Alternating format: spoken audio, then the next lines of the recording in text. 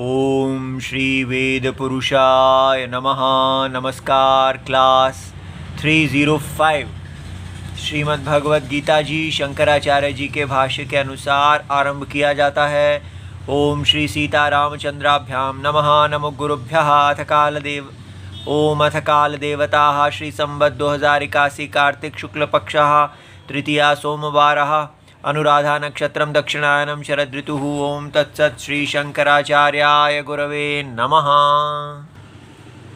विषया विनिवर्तन्ते निराहारस्य देहिनः रसवर्जं रसोऽप्यस्य परं दृष्ट्वा निवर्तते। अध्याय 2 श्लोक नंबर 59। और ये पुस्तक है Shrimad Bhagavad Gita ji, Gita press Gorakhpur, book number 10, Shankaracharya ji के भाष्य वाली पुस्तक। अच्छा जी, तो क्या चल रहा है हमारा? भगवान हमें बता रहे हैं कि 2 प्रकार के इंद्रियों का विड्रॉल विनिवर्तनम है। इंद्रियों का विषयों से पीछे हट जाना। जो हमारी इंद्रियों की विषयों के प्रति तृष्णा है, तो इंद्रियों और विषयों का जो व्यवहार है, ये व्यवहार शांत हो जाता है। ये 2 प्रकार का है। एक है निराहारस्य, जो व्यक्ति किसी निमित्त से, किसी कारण से वो अपनी इंद्रियों को निराहार रखता है, अर्थात उनको उनका भोजन नहीं देता है। तो ऐसे व्यक्ति जो है हठ से, किसी उपाय से, किसी साइकोलॉजिकल तरीके से अपने आप को ऑटो सजेशन से या किसी डॉक्ट्राइन से या इंडोक्ट्रिनेशन, किसी व्यक्ति ने उसको ऐसा समझाया कि ये सुप्रेशन से, कितने तरीके हैं जिससे हम अपनी इंद्रियों को वश में कर लेते हैं। लेकिन वो सारे जितने तरीके हैं वो एक डब्बे में डाल दिए गए। उनको कहा निराहार। किसी प्रकार से आप मेंटली या फिजिकली या कुछ भी करके, मेडिटेशन करके, कुछ भी करके आप मन को, इंद्रियों को विषयों से पीछे हटा देते हैं। वो एक तरीका है, ये एक बॉक्स है। और एक दूसरा बॉक्स है जिसको कहते हैं परम दृष्ट्वा। परम अर्थात मोस्ट फंडामेंटल, इंद्रियों का भी जो से भी अधिक फंडामेंटल, इंद्रियों का भी कारणम। जिस कारण को देखने से इंद्रियों और इंद्रियों का व्यापार ही असत्य हो जाता है, उस सत्य को देखने पर जो विड्रॉल है उसके अंदर एक लाभ है जो दूसरे में नहीं है, जो निवर्तनम है। क्या है? रसवर्जम। जो विड्रॉल, जो निवर्तनम, जो इंद्रियों का अपने विषयों से निवर्तनम निराहार से होता है, उसमें रस रह जाता है, अर्थात राग, बीज। जिस राग से प्रवृत्त होके, जो राग हमारे अंदर वेग पैदा करता है इंद्रियों के विषय के पीछे जाने के लिए, जो हेतु है, वो राग रह जाता है। इसलिए पहला पॉइंट ये क्लियर हो कि बिना परम को देखे, बिना इंद्रियां और इंद्रियों के व्यवहार के का मोर फंडामेंटल को समझना है, उसके सत्य को। जैसे जब तक आप सांप के नीचे रस्सी को नहीं देख लेते, तब तक वो सांप जो है अपना फन से डराता ही रहेगा। वो सांप के प्रति भय नहीं जाएगा जब तक हम उस सांप के सत्यत्व को नहीं देख लेते, जब तक हम रस्सी को नहीं देख लेते।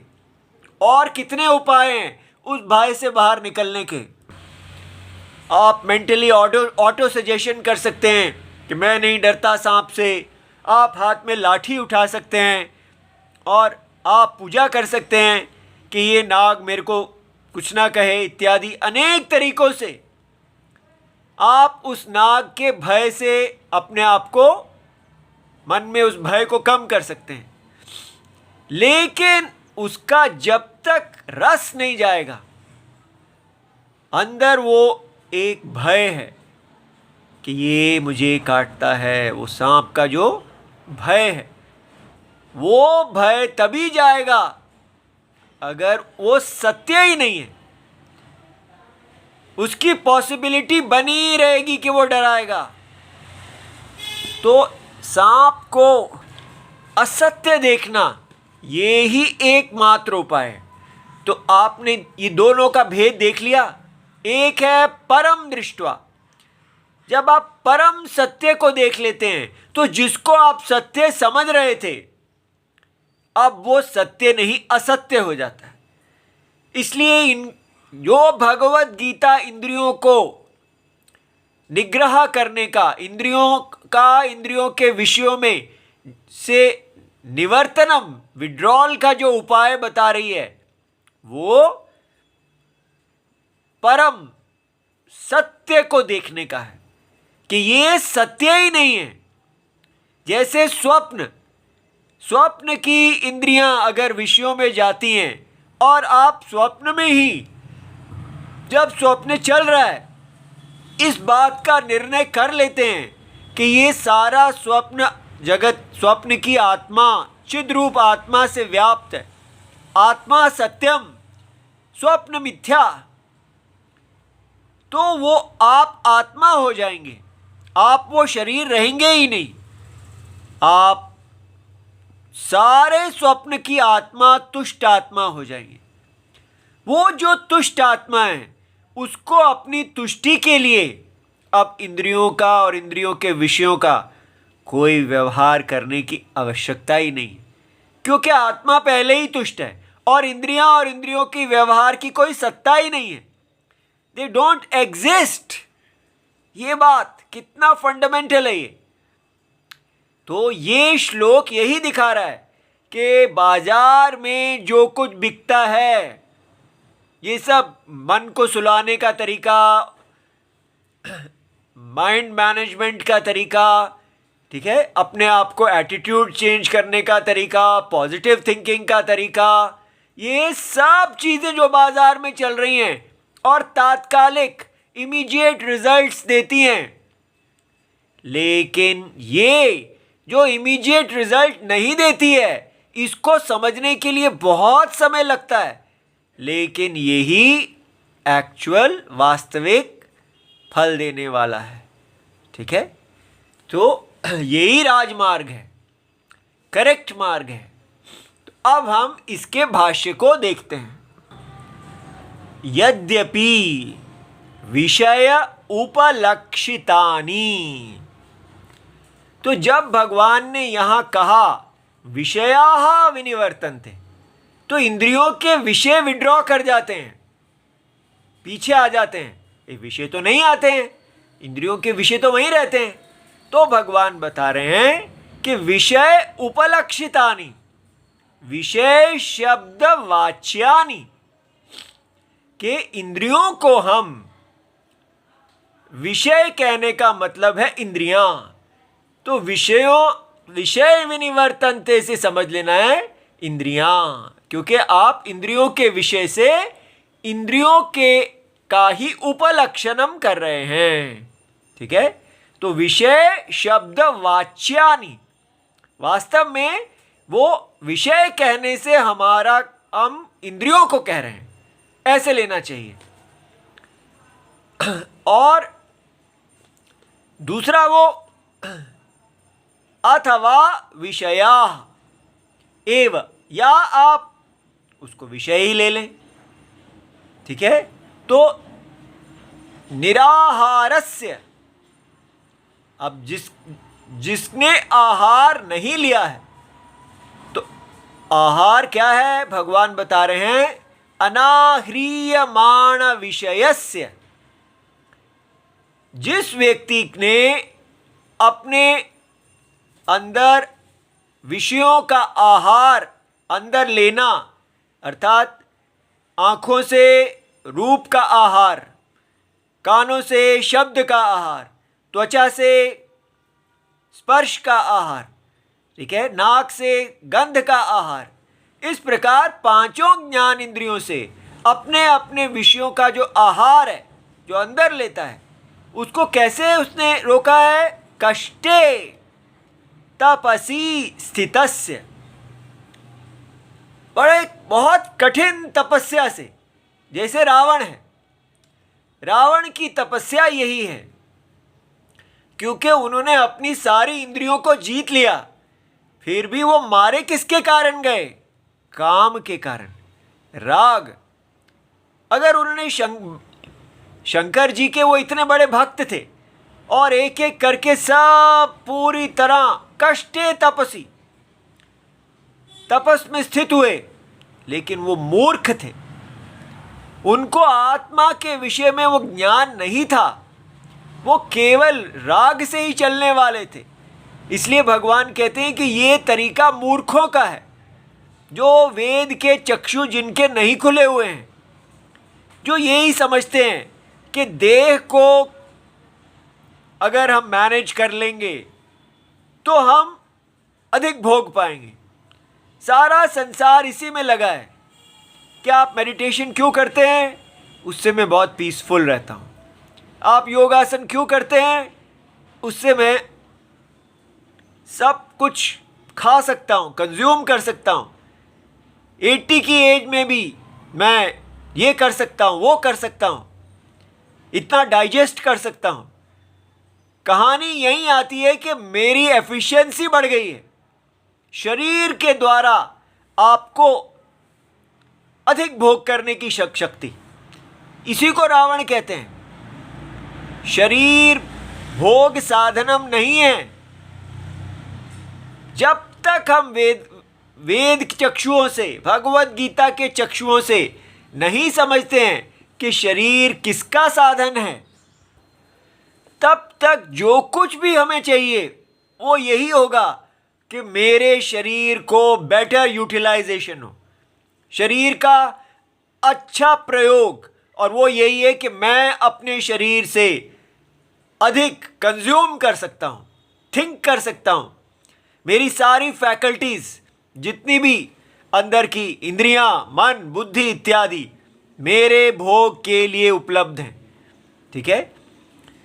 तो मूर्खस्य अपि विनिवर्तन्ते देहिनः, जो व्यक्ति भगवत गीता में बताए हुए आत्मा और अनात्मा के विवेक को नहीं जानते, उसकी भी इंद्रियां जो हैं वो विड्रॉ हो जाती हैं, देहिनः देहवतः। लेकिन उसमें क्या रह जाता है? रसवर्जम, वर्जम माने वर्जयित्वा, रसः रागो विषयेषु। ठीक है। रस किसको कहते हैं? विषयों में जो राग है, यह तम वर्जयित्वा, उसको छोड़कर। ऐसे मेथड से, तपस्या इत्यादि से, योग साधना आदि से, ठीक है, आप कुछ भी करें, आपका मन धीरे धीरे धीरे सोता जाएगा, लेकिन उसके अंदर के राग नहीं जाएंगे। ठीक है। इसलिए जो राग है, जो प्रवृत्ति हेतु है, जैसे ही कंडीशन दोबारा आएगी वो अपना कार्य शुरू कर देगा। इसलिए ये केवल एक तात्कालिक टेम्पररी सॉल्यूशन है, लेकिन ये फाइनल सॉल्यूशन नहीं है। ठीक है। जैसे सिर में दर्द हो तो हम गोली ले लेते हैं, पैलिएटिव ले लेते हैं, लेकिन वो मूल रूट कॉज को नहीं निकालता। अब भगवान कहते हैं कि हमने रस शब्द को राग क्यों लिया? क्योंकि रस शब्द रागे प्रसिद्धा, क्योंकि लोक में रस शब्द राग के अर्थ में प्रसिद्ध है। कैसे? ऐसा प्रयोग देखा जाता है, स्वरसेन प्रवृत्तः। रसिको रसज्ञः। रसज्ञ, रसिका शब्द देखा जाता है, ये रसिक हैं। तो रसिक कौन होते हैं? जो रस को जानने वाले हैं। और रस क्या है? राग, अपने व्यक्तिगत राग से जो प्रवृत्त है। ठीक है, जो व्यक्ति राग से प्रवृत्त होता है, ठीक है, उसको यहां मजा आ रहा है, उसको रसिक कहते हैं। जैसे भंवरा है, वो राग उस गंध के पीछे फूल के अंदर चला जाता है, तो हम कहते हैं ये रसिका है, ये राग को जानता है, राग के पीछे जा रहा है। इस प्रकार इत्यादि दर्शनात् स अपि रसो रंजन रूपः सूक्ष्मः। तो क्यों आप कहते हैं जी ये नहीं जाता है? क्योंकि ये जो रस है, ये रंजन, राग, कलर के रूप में है, सूक्ष्म है। रंजन रूप कहना माने सूक्ष्म, और ये सूक्ष्म अर्थात अंतःकरण, हमारा जो सूक्ष्म शरीर है ये उसमें रहता है। जैसे स्थूल आप शरीर को नहा सकते हैं, लेकिन मन को शुद्ध करने के लिए आपको बाहर का साबुन काम नहीं करेगा। तो अस्य यते है, ये जो हमारे यति हैं, जो यत्नशील हैं, इनका यत्न क्या है? परम, परमार्थ तत्वम ब्रह्म। ठीक है, जो परम अर्थ माने मोस्ट फंडामेंटल रियलिटी, सबसे मौलिक, जिसको दोबारा निर्धारण नहीं किया जा सकता, ब्रह्म, सबसे व्यापक, दृष्ट्वा उपलभ्य अहमेव तत् इति वर्तमानस्य, मैं ही इस जगत का तत्वम हूं। इस प्रकार, तो इस प्रकार वर्तमानस्य, जो ऐसे प्रत्यय को धारण किए हुए है, वर्तमानस्य निर्बीजम विषय विज्ञानम संपद्यते इत्यर्थः। तो विषय के प्रति जो उसका राग है वो निर्बीज हो जाता है। वो बीज अब प्ररोह, जैसे किसी बीज को आप जला देते हैं तो अब वो अंकुरित नहीं हो सकता। इसी प्रकार जब व्यक्ति ये निर्णय करता है कि ये सारा स्वप्नवत दिख रहा है और इसके पीछे आत्मा जगत का सत्यम है, जो ये सारा शरीर और ये दुनिया, सारी दुनिया का जो सत्य है वो मैं परम सत्य हूँ। इस प्रकार, तो इसलिए भगवान कहते हैं न असति सम्यक दर्शने। सम्यक दर्शन माने करेक्ट अप्रिसिएशन, बिल्कुल सत्य, जैसा सत्य है वैसा जब तक आप नहीं जानेंगे, और स्वप्न को ही अगर आप सत्य समझते रहें, और स्वप्न को सत्य समझ के आप कितना भी दबाना की कोशिश करें इंद्रियों को, वो नहीं दबेंगी, क्योंकि उनका बीज नहीं जाएगा। इसलिए ये जो कंट्रोल है ये कभी नहीं जाता। न असति सम्यक दर्शने रसस्य उच्छेदः, राग का उच्छेद नहीं होता। तस्मात् सम्यक दर्शन दर्शनात्मिकायाः प्रज्ञायाः स्थैर्यं कर्तव्यम इति अभिप्रायः। इसलिए जो सम्यक दर्शन के लक्षण वाली आत्मज्ञान की प्रज्ञा है उसका स्थैर्यम करना चाहिए, क्योंकि अंदर का जो रस है उसको धीरे धीरे, जब आप, ये ज्ञान योग है, ज्ञानी इसमें बने रहते हैं, तो धीरे धीरे धीरे उनका इस बीज का भी उच्छेद हो जाता है। ये बात समझ में आ गई। अब हम स्टेप बाय स्टेप क्रम से इसी के को दोबारा देखते हैं। ये बहुत गहरा है और धीरे धीरे ये बात समझ में आती है, उसको समझ में आती है जो लगा रहता है। देखिए, रस, रस शब्द क्या है यहाँ पर? इसका अर्थ राग है।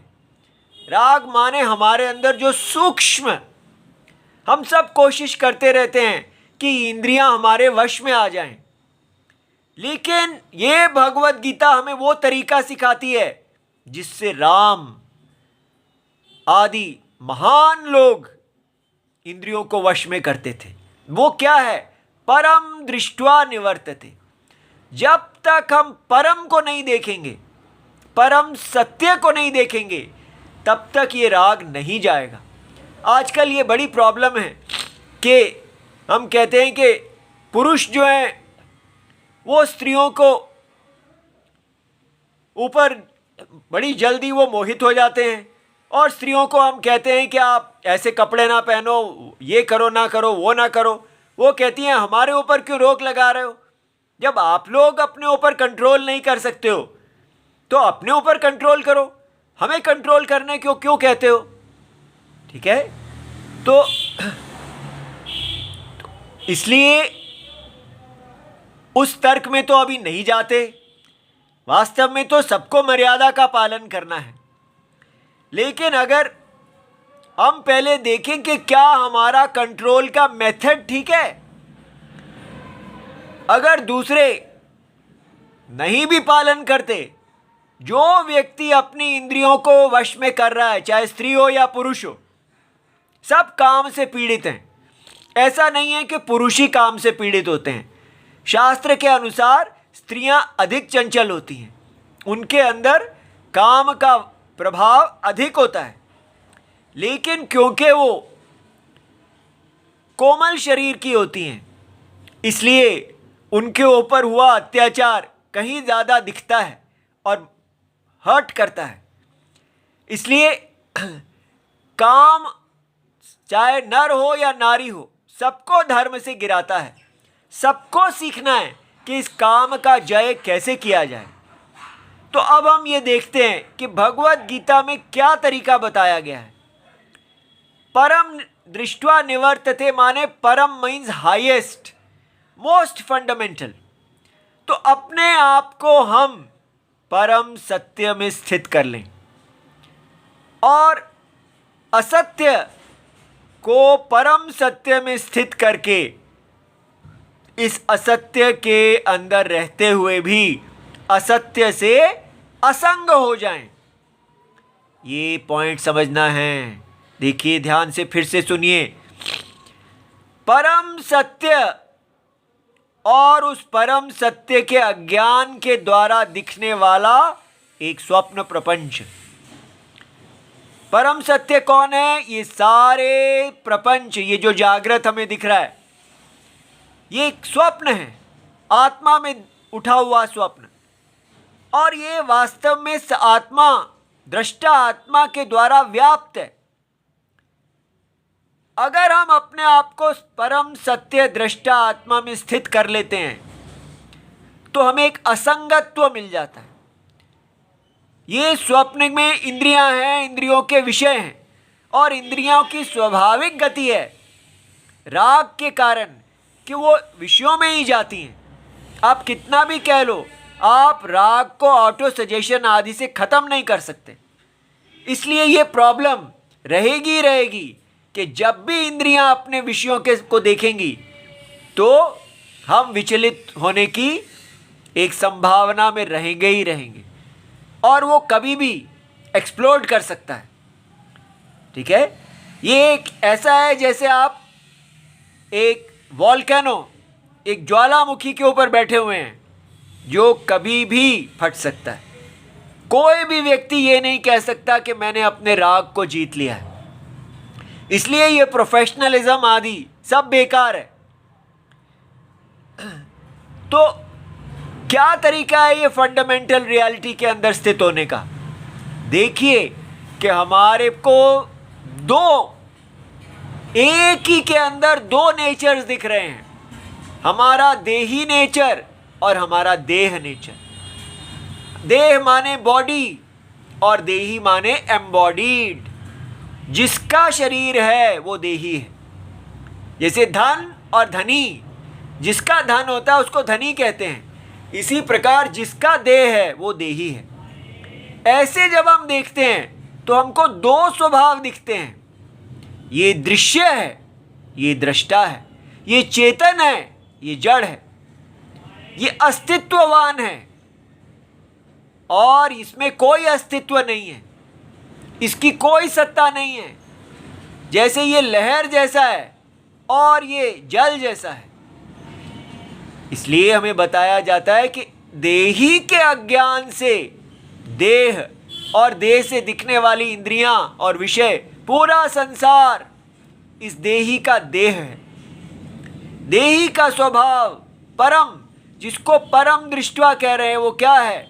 अस्तित्वम, ज्ञान, आनंद। देही अस्तित्व स्वरूप है, वो अस्तित्वम जो नित्य है, जो कभी नहीं जाता, जो इसका स्वभाव है। लेकिन अज्ञान में ये देही देह दिख रहा है। इतना समझ में आया? और ये ऐसे ही एक बार में समझ नहीं आ जाएगा। आज जो हम ये सारा बोल रहे हैं, इसको कितने वर्ष से समझने की प्रयत्न कर रहे हैं और सारे भगवान की शरण आदि साधन से लगे हुए हैं, और अब भी हर क्षण हमारी गहराई, समझ की गहराई बढ़ रही है। ठीक है? इसलिए हर व्यक्ति को, तो अगर आपकी समझ की समझ अभी बढ़ ही रही है और आप पूरी तरह ज्ञानी बने ही नहीं है, तो फिर आप क्यों बोल रहे हैं? नहीं, हम नहीं बोल रहे हैं, जगत की आत्मा सत्यम बोल रहा है। जितना आप भगवान में मिलते जाएंगे, आपको अपना कर्तव्य दिखता जाएगा। हमें निमित्त मात्रम भव, भगवान ने कहा है। हर व्यक्ति भगवान का बस ये जाने कि उसका शरीर भगवान का शरीर है। वो अपने शरीर को भगवान को अपना कार्य करने के लिए दे। इसलिए ये हरि इच्छा है, समष्टि आत्मा की इच्छा है, और हम अपने शरीर से राम जी को अभिव्यक्त कर रहे हैं। यही तरीका है, सबको यही करना है। ठीक है? यही कर्म योग है, यही ज्ञान योग है। तो हमें समझ में आता है कि देही परम है और देह अपरम है। ये तब तक सत्य है जब तक इसको नहीं देखा। ठीक है? तो इसलिए ये देह जो है, इसके अंदर दो हिस्से हैं, समष्टि और व्यष्टि।